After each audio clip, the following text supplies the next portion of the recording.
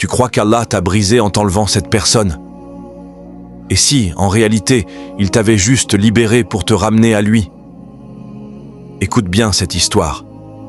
Parce que parfois, la séparation que tu pleures et la miséricorde que tu ne comprends pas. Il y avait un jeune homme. Il aimait une femme sincèrement. Il priait pour elle, voyait son avenir avec elle. Mais un jour, tout s'arrête, sans explication. Message d'ignorer, distance, froid, silence. Il souffre, il pleure. Il ne comprend pas. Ya Allah, pourquoi? J'ai demandé ce lien dans la prière, pas dans le haram. Pourquoi tu me l'as pris? Les mois passent, la douleur persiste. Mais peu à peu, dans sa solitude, il commence à faire ce qu'il ne faisait plus. Il prie à l'heure, il lit le Coran, il parle à Allah au lieu d'écrire à quelqu'un.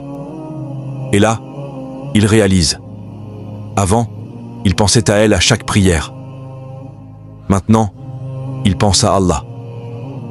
Un jour, il tombe sur un verset.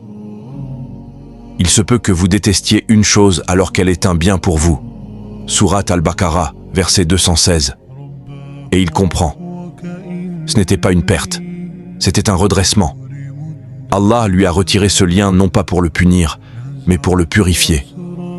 Le prophète a dit, quand Allah aime un serviteur, il le protège du péché, même s'il le désire.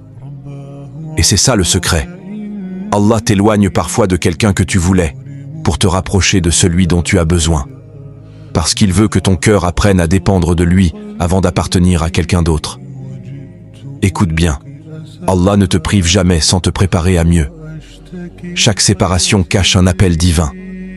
Reviens vers moi. Je te donnerai un amour plus pur, plus vrai, plus durable. Alors ne pleure pas ce qu'il t'a enlevé. Dis plutôt « Alhamdoulilah » parce qu'il t'a retiré un attachement temporaire pour t'offrir une proximité éternelle.